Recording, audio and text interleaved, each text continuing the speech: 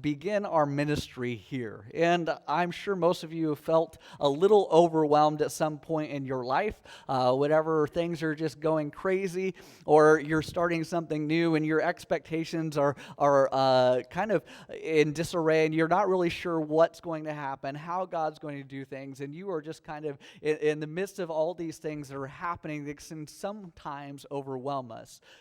As I begin my ministry here, I just want to let you know I have an extreme amount of respect for Dan, and it is a little intimidating, just honestly, of just being up here and just expectations being high and really having some big shoes to fill with the ministry that Dan did here while he was here. And Jeff showed me a few places up here when I came for an interview of places that Dan had burned some spots in the carpet up here.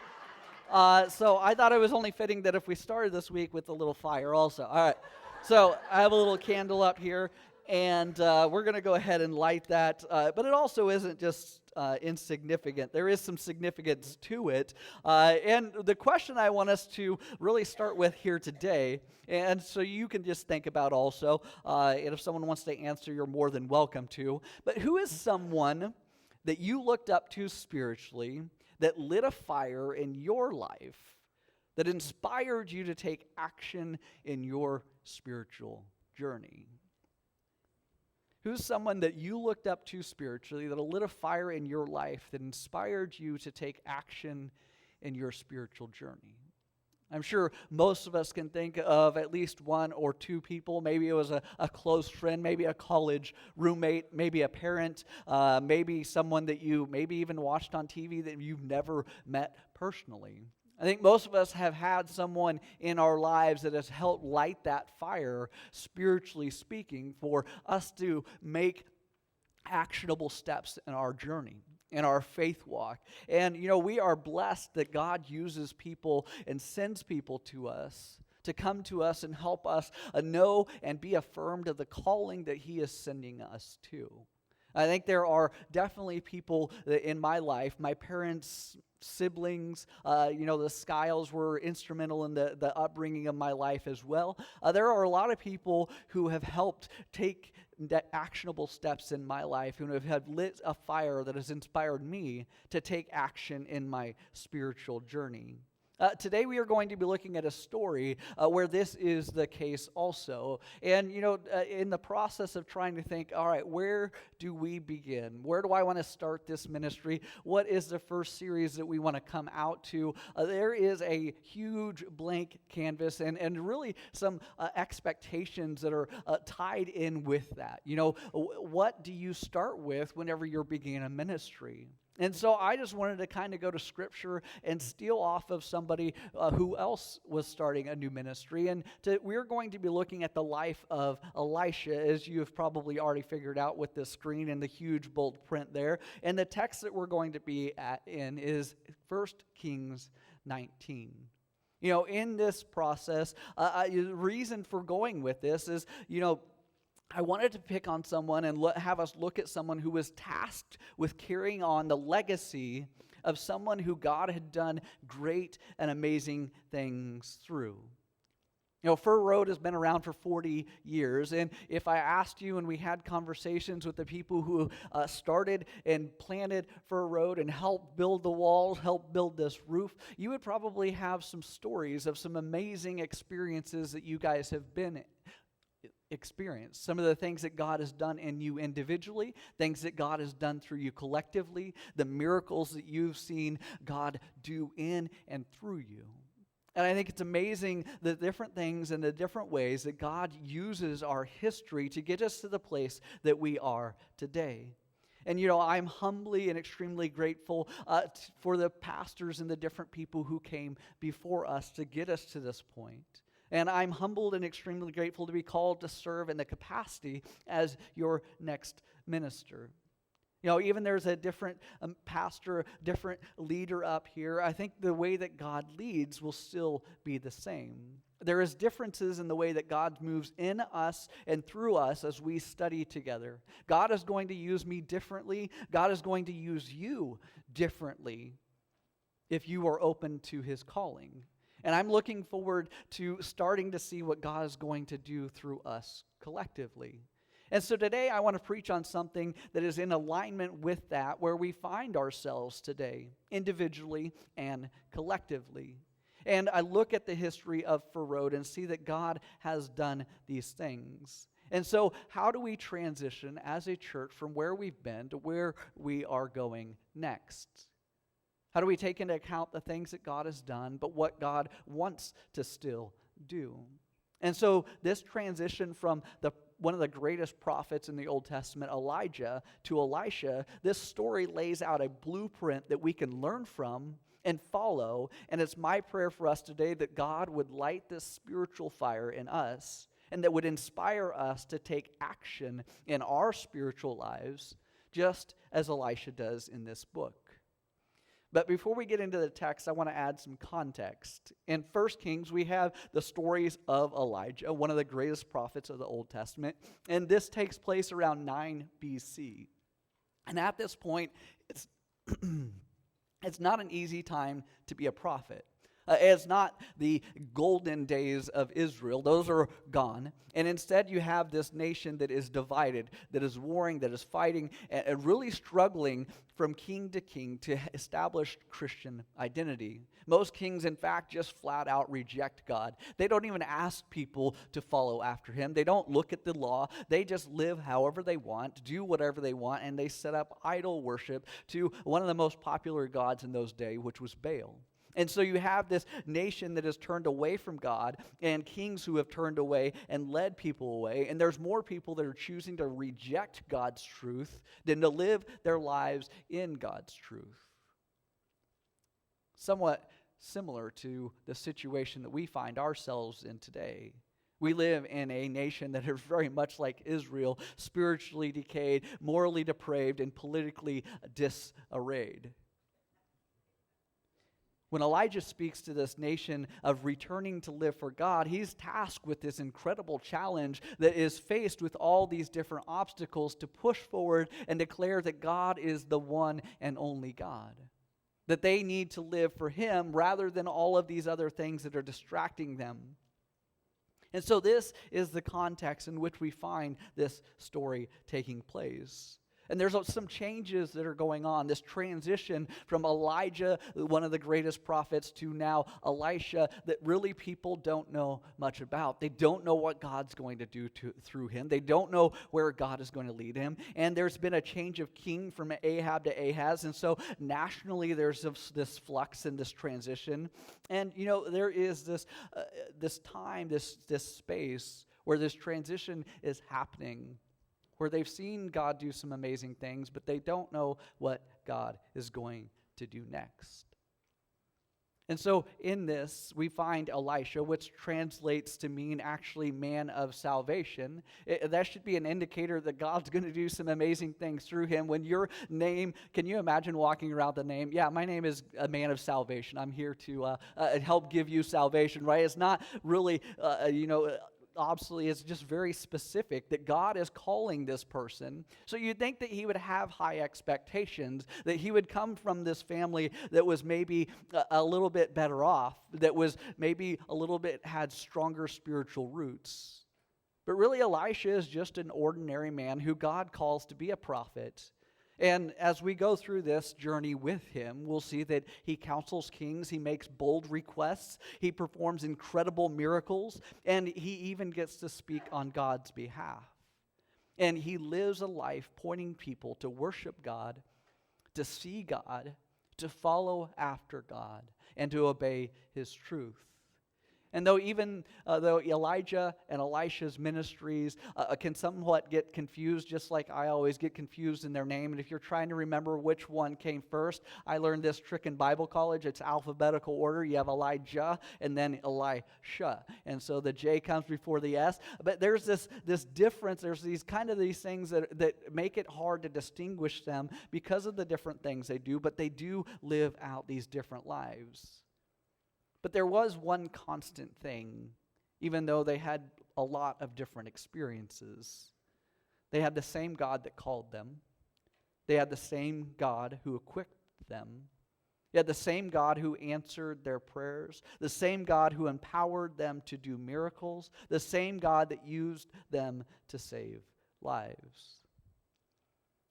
So now that we have some context, I want us to turn again back to the text, 1 Kings 19:19. And in this verse it reads as follows. So Elijah went from there and found Elisha, son of Shaphat. He was plowing with 12 yoke of oxen, and he himself was driving the 12th pair. Elijah went up to him and threw his cloak around him. So if we look at this situation, before Elisha is called a prophet, he isn't a son of a priest or someone who is with spiritual ancestry. He's not a student off in seminary studying the deepest theology. He wasn't a monk living out a pious lifestyle, spending every moment in prayer and study. No, Elisha is just this ordinary farmer doing what his parents have asked him to do. He's out there plowing the fields because that's what time of the year it is. It's time to plow the fields. And so he's living at home, working on his dad's farm. He's just this blue-collar worker doing his daily job. And if you kind of look at it too, the 12th pair of oxen, there's potentially some indication that his family has some wealth. But also being the 12th pair, if you kind of look at that, that's probably the worst one to drive when you think about it. Like if you're in the front, you can see, you have the view, right? But if you're in the 12th, there's a lot of, things that you probably don't want to be staring at you in front of you, driving the 12th pair of oxen. And there's this saying in Alaska for sled dog mushers that unless you're the lead dog, the view never changes. That would have been true for Elisha here. His view doesn't change while he's driving the last one. But he is, again, this ordinary farmer, and suddenly his life is interrupted forever. And it's changed by a calling that is placed on his shoulders when Elijah steps up to him and he puts this cloak around him.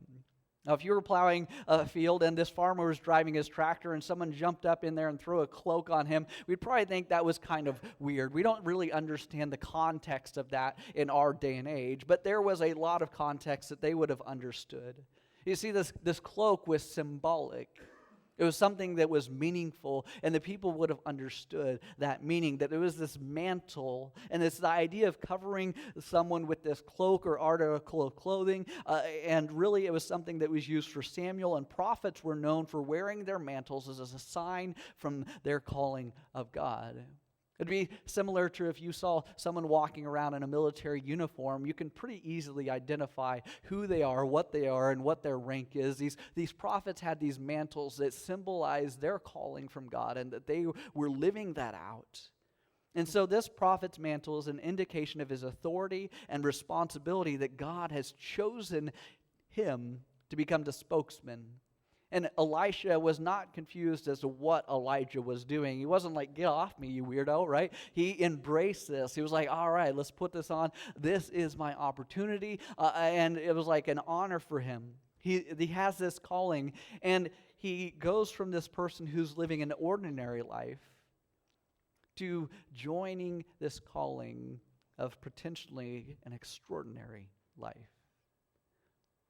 And so as we go up to verse 20, it says, Elisha then left his oxen and ran after Elijah.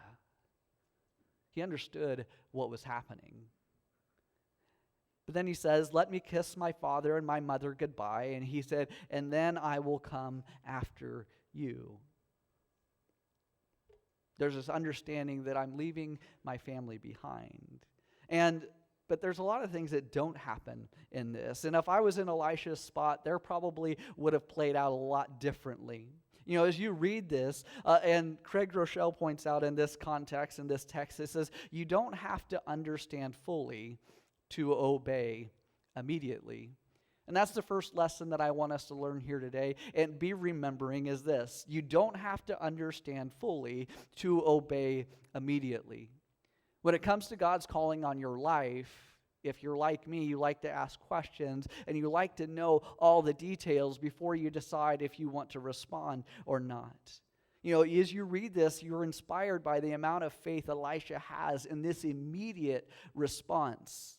He doesn't stop and pray about it. He doesn't go to his family and weigh out the pros and cons. He doesn't seek out a therapist to guide whether this is good for his well-being. He doesn't ask Elijah for any of the details or the duties that he might be performing. And he doesn't even take time to negotiate the salary or wonder how he will be provided for. He just trusts and obeys immediately. So most of us in this situation probably would have responded differently. There were a few things that we like to consider and understand before we respond immediately. We have questions about our family. How are my loved ones going to be affected if I leave this job? We wonder about our financial security, the success of maybe Elijah's family business. How would they do if he left? Is there somebody else to carry on that mantle at home? There's land to attend to. Maybe there's this familiar future that he knows what's going to happen. He is fine following this 12th pair of oxen until he one day is too old to do so. There's familiarity in his future. In the end, his love for God wins out, though, because he wanted to serve God. He leaves behind his family, financial security, and a familiar future. And so Elisha teaches us that you don't have to understand fully to obey immediately. And let's be honest, though, that's easy to say, but it's harder to actually do it. To obey immediately without understanding fully goes against our nature, doesn't it? I know it does for my kids. Because when I ask them to obey immediately, they don't always fully obey, right? We have this thing in our house that we try to institute, and I emphasize the word try. The first time listening expectation. When we say something, and we don't have to explain this, you already get it, right? First time listening. When I say it, you do it. But there's still this tendency that when we ask them to do almost anything, instead of just saying, yes, Dad, I would be happy to go work with you outside, there's always this question that follows instead. There almost always is, hey, would you go do this? This response is, why? Why? Hey, would you come help me with this? Why? I know I'm not going to ask my kids to come help me if I'm ever in this dying situation or need emergency help, because they wouldn't actually help me. They would just sit there and ask why or roll their eyes at me as I die on the ground next to them. But there's this expectation that we don't meet. And I think that's human nature. And, I was picking on my kids, and then I noticed, last night, they asked me to do something. I did the exact same thing. I asked why also. I was like, oh, man. All right. So, but God, and I'm sure I do it with God, too. God has this tendency to call us to respond, but when we're in the middle of other things, Jesus is the same way. God tends to call us in the middle of things that we're busy doing. Elisha is in the middle of plowing the field when Elijah comes. God could have chosen any time. He could have waited until after dinner. He could have waited in the morning. But God chooses to send him while he's in the middle of doing something. I think that's the way that God tests our responsibility and whether we will obey.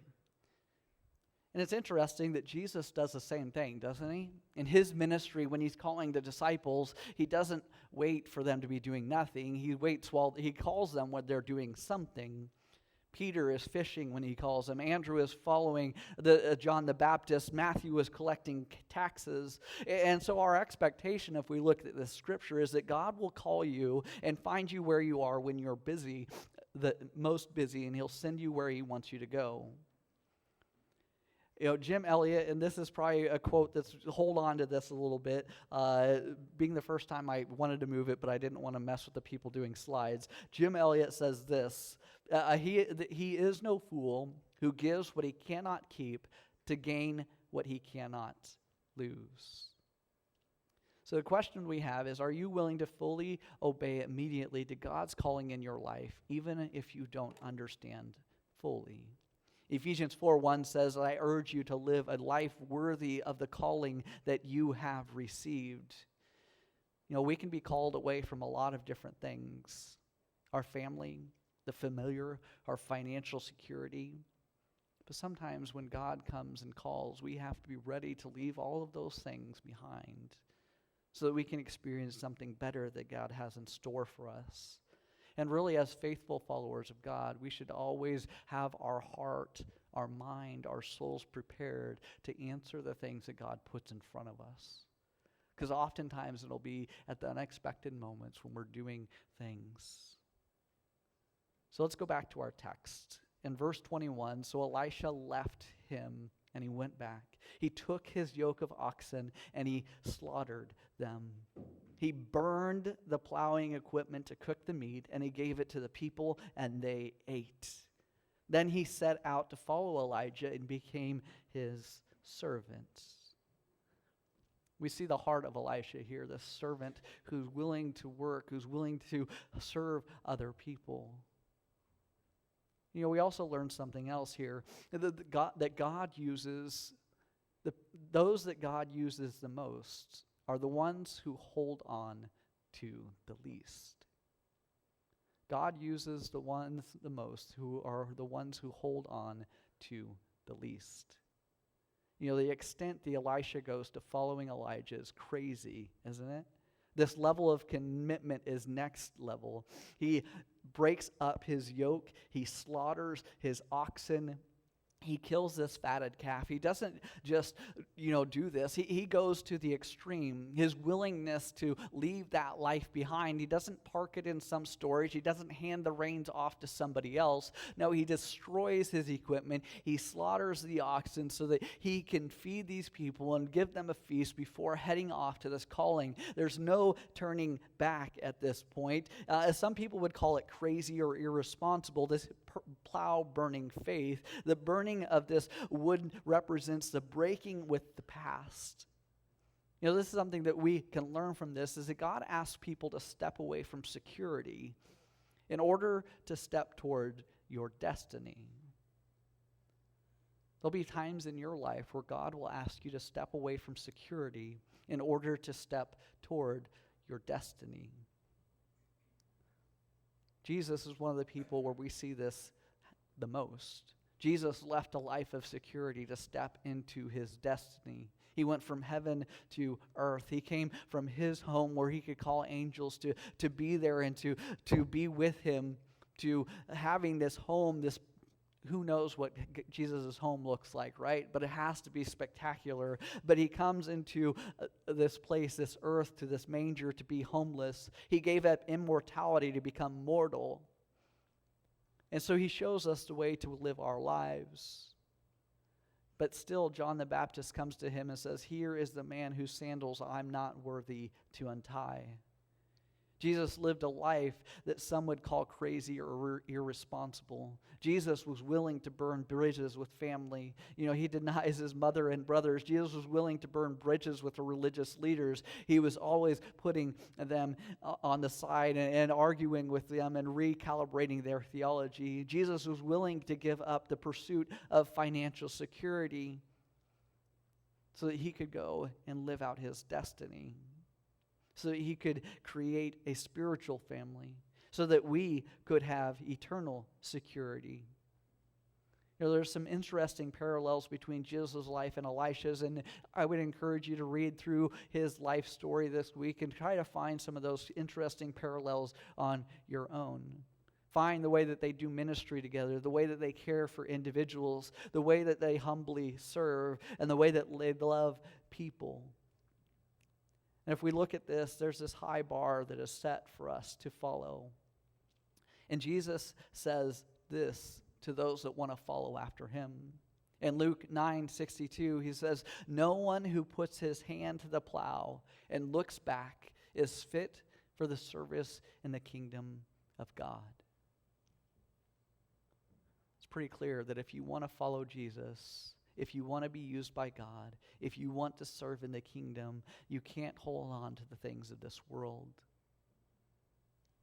I'm personally having to live out these lessons in my life right now and answering the calling that God has put on me and my family to come serve here at Fur Road. And just so you guys kind of know the background a little bit, when I heard that Dan was resigning, I immediately felt the impression of the Holy Spirit that he wanted me to apply to this position. And I didn't know what that was going to look like. We were in a situation where we'd only served at our previous church for 2.5 years, so it didn't seem like the timing was the greatest to leave a church that we'd just gone through COVID with, that we were establishing different things. We were starting to get people to buy into studying the Bible more. It seemed like a time that God had really laid a foundation for us to start to build some things on, to create some momentum, and to grow the church to where He was going. And so, as a human, we have all these things that we wonder and just want to be assured of. That's my personality, like I said earlier. But through this process, I after hearing that calling, is like, I'm just going to be faithful. And after having affirmation from other people, I turned in my resume and just kind of let God have control of it. And it was my prayer along the way, God, if you want me there, then you'll send me there. And that was my prayer the entire time. There was no pressure to come here. It was just answering to the calling that God had put on my life. And I am glad that He put that calling on my life. And I'm glad that He is going to be doing the things that He's going to be doing through us. But there are still some things that we have to work through as people, right? There's those different transitions that we have to make. There's the opportunity or the hassles of having to sell a home, having to move our family, having to get reestablished. And there's some parts of that makes it hard to make these transitions. But I didn't want to let those things get in the way of following what God wanted us to do and where God wanted me to be. And so I think it's important to see that God might call you on unexpected times, to send you to unexpected places. But in the end, if He wants you someplace and you are obedient to that calling, it sets you up for God to do amazing things. And I do think that God is going to do amazing things through you all. And I'm just excited to be a part of that and walk alongside with you through that. Because God is doing something. God is calling us to open this next chapter of Fur Road. And I would challenge you to be praying, what is God calling you to do right now? What is God calling you into next? And it might be the same thing. You might be a faithful servant, and God might be calling you to do the same thing that you've been doing the last 40 years. But it might be something different. He might be calling you into a new ministry. He might be calling you to step out in faith and boldly go someplace that you haven't. Maybe witness to somebody you haven't gone to. Maybe take on a new ministry. Maybe start a new ministry. But that's not something I can answer for you. That's something that you have to receive from God. But I think collectively as a church, your leadership is here to support you, to wrap that cloak around you and help you follow faithfully to what God has. But I do have this question that I want you to ask yourself. What are you willing to burn so that others won't? What are you willing to burn so that others won't? Jesus was called to sacrifice, obedience, sharing the truth. Elisha was called to leave behind his family, his financial security, his future.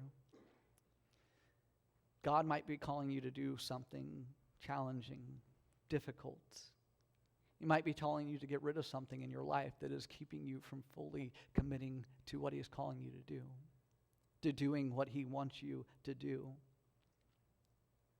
So I'd ask you to pray that prayer and answer that question. And if you're needing to make a change in your life today, if God is calling you to step forward in faith, to step out in faith, I would love to hear what God is putting on your hearts. I would encourage you to go to someone who has lit that spiritual fire in you at some point and have that conversation with them. Allow them to walk with you through that. Pray with you through that. Because it doesn't matter where God finds you in your story today, but He wants you to use you to impact the future. So really the question is, how are you going to respond God's calling on your life? Because we do know that God wants you to obey immediately, burn the things that keep you from following Him, and share the gospel with those who need to hear.